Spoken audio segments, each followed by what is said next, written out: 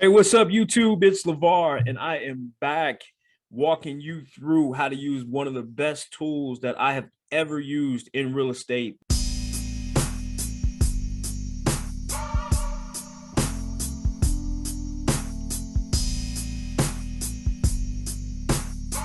And I'm back with the last portion of our house flipping spreadsheet video series. So I want to once again show you how much value add I get from the house flipping spreadsheet and how it allows me to basically run a real estate business for the most part when it comes to keeping up with the financials, managing projects when they're under rehab, as well as keeping a strict budget and staying on top of the budget. So speaking of staying on top of the budget, today I just want to take a couple of minutes and walk you through the accounting tools inside of the house flipping spreadsheet. So over here, step 4, where it talks about tracking the financials. Listen, hey, we are in this to make money, and how we add money to the bottom line, how we are profitable on projects is we have to keep track of how we spend the money. So inside of the accounting workflow, under the accounting tools, we have kind of 3 steps. One is accounting setup. I'm gonna take you guys through that really quick. And this is simply where you set up your vendors. So say you make a lot of purchases from Home Depot. You would add Home Depot as a company name. You can select from the list of pre-populated vendor categories, home improvement store. You can put in the address of the most frequented Home Depot that you go to, put in the city zip. I don't usually kind of take time with all of this stuff. I don't use that as much. You can also, but if you want to, you can also put in contact information, phone number, email, so forth and so on. I don't usually use it for that, but here, I put in Home Depot. I'm up north, so we have Menards, another home improvement store. We would add that in there. Say another vendor, say your general contractor, right? You're gonna run a lot of checks to your general contractor. Add them. You populate general contractor there. Also, too, you have specific bank accounts. So say it's bank 1, right? You can put in, hey, last 4 of the account are 5432. Any notes that you want, but when you're going through and adding stuff, you'll pick that up. Then also category setup. So you see here income categories where you sell the property, resale, rental, interest income, and then expense categories are pre-built on the deal analysis page. All right. So once again, we got account setup, we got vendor setup, and then we got category setup. All right. Let's get back to the main page, the accounting main page. Now we have our account set up. I'm gonna go take a look at the project budgeter. So everything that's already pre-populated for this project is here. So we got our budgeted purchase price. We can go in here and put in what we actually spent for it. I'll show you what page we do that on, but this will keep track of everything that we put in on that rehab analyzer, right? It's already pre-populated. Our buying costs, our holding costs, our selling costs, our finance costs, it's already there. Remember the numbers. I'm saying remember the numbers, but I put it in on another video. Hopefully you've seen, you've been watching this series. Now we're towards the end of all of the things that I use the house flipping spreadsheet for. But if you want to find out how to put these items in, how to get them populated, things of that nature, go take a look below. I've got a link to the other videos in this video series. Take a look at those. see how you pre-populate these, and then you can come back. But these were pre-populated in an earlier video. And we got our framing and drywall, we got painting costs, we got our electrical costs, we have all of our repair costs plus our adders, and then down here total project cost.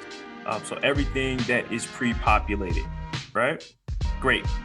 Now let's go back to the accounting main page, and here is where it gets good. So click on your income and expense tracker, and how I use this, say, hey, it's Friday, I'm in the office, I've got all of my receipts from the week, and I'm going through and I'm saying, hey, this is, yes, it's, and I'm inputting these receipts, right? Now, it's a tad bit manual, but if you do it on a weekly basis, it takes literally 10 to 15 minutes, because you'll have at the most 10 receipts, 15 receipts, or invoices, or whatever the case may be. So it'll take you about 10 to 15 minutes to input them. Here, I'll go through and act like I have some receipts here that I'm putting in. So we'll say yes. We'll say the date is, it's 2022. So let's see, January 24, 2022. There we go. We'll just say lockbox. We bought a lockbox from Home Depot. Payment type, we used our debit card. It was on our Bank One account, which we just put in there. And then our vendor is Home Depot. That's where we bought it from. And then expense type, that would be a general condition. It's something that we're doing to set up the house for success. Expense class, I usually typically put other, and we've got one of them. Unit cost, $34.75. Boom. Now it's populated in there. Let's say next we've got the receipt for where we've got the dumpster. As you can see how fast I'm typing this stuff in here. Paid for it with the debit card out of the Bank One account. And I didn't add the dumpster vendor, but we'll just select vendor 5. But you can, when you're setting up all the vendors that you have, you set the vendors up and then they pre-populate for you. You can just click on them really fast. And then that will be another general condition. That's where we put it in the budget line item. Other one, and where I'm at, dumpsters are pretty expensive. So we'll say $400 for that dumpster. Let's see here, yes. And let's just say we gave our contractor a deposit. So contractor deposit to get work going. I had to start demo.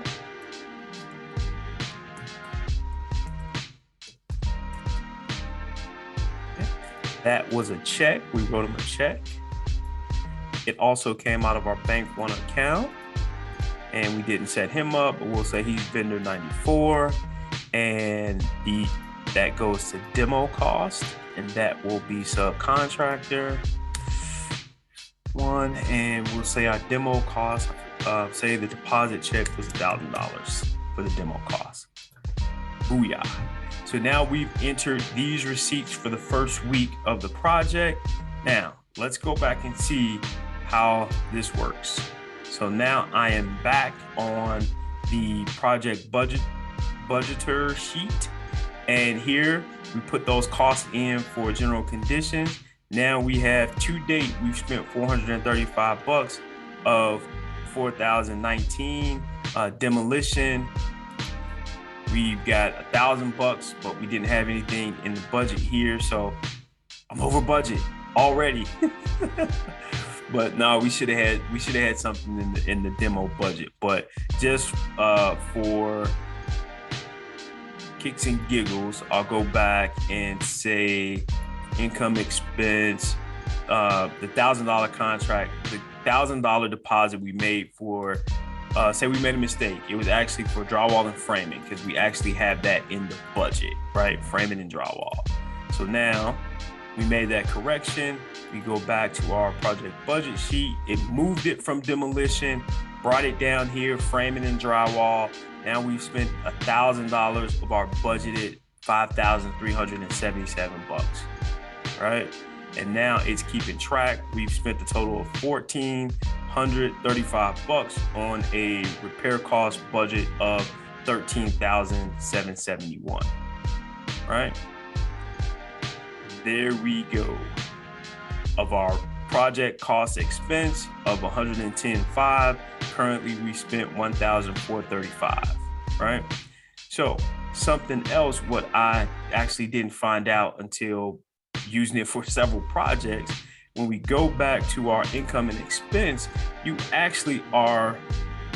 actually even put in your acquisition costs. So say we close on 124/22.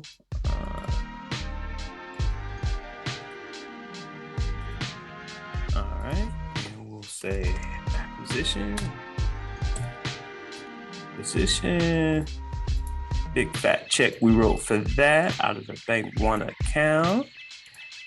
Vendor 96, buying cost, other 2,000. Booyah. So now we go back to project budget.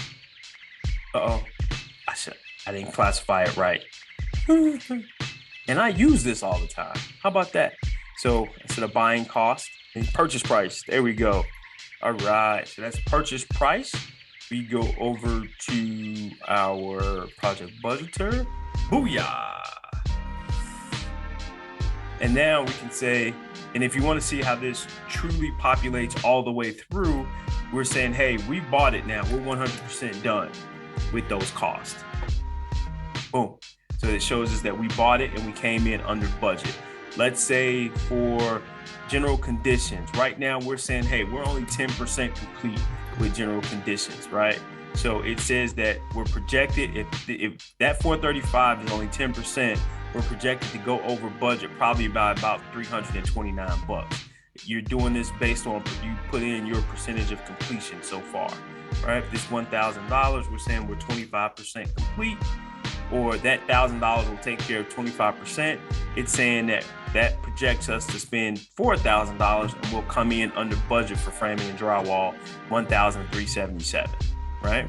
So this is how this accounting piece works. Hey, I'll admit it's a little manual, but what I found is that I can go through it pretty quick because I do it on a weekly basis. You buy the House Flipping Spreadsheet, you'll be able to do the same thing. It will save you time and money in the long run. And I'm just going to tell you, lenders love this. Private money guys love this because you can give them up-to-date expenses at the drop of a dime as long as you're keeping up with it. This is a great tool. House Flipping Spreadsheet. Get it. All right, that is it for me, and I am done with the accounting piece of the House Flipping Spreadsheet. Hey, if you guys have questions, feel free to drop them in the comment box. I would love to kind of dialogue. Hey, if you know something I'm not using it for, if you've used the House Flipping Spreadsheet, you played around with it, you got some hacks, hey, I'm all ears. Let me know. I love this spreadsheet and gonna keep using it. So if you know something I don't, put it in the comment section. I'd love to learn. Thanks a lot, guys. Have a great day, and I'll talk to you soon.